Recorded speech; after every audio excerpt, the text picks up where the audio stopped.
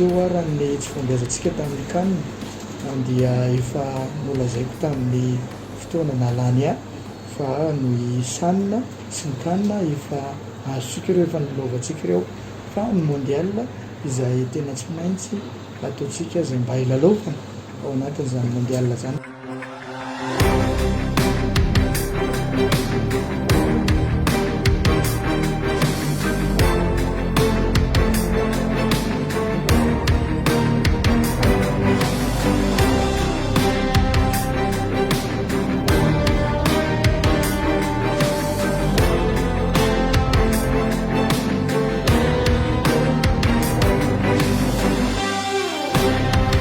Raha ny match zay nataontsika aloha hatramin'izay dia angambantsika mbola tsy nanana défaite hatramin'ny fifanintsanana ho an'ity mondial ity.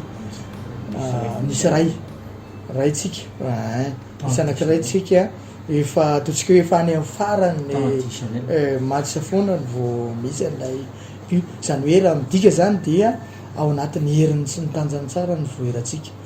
Mino aho fa zay coach tonga eo entraîneur tonga eo ahafahany mandinika tsara an'ilay resaka hoe ahoana no taktika sy teknikany ahafahany mijery an'izay.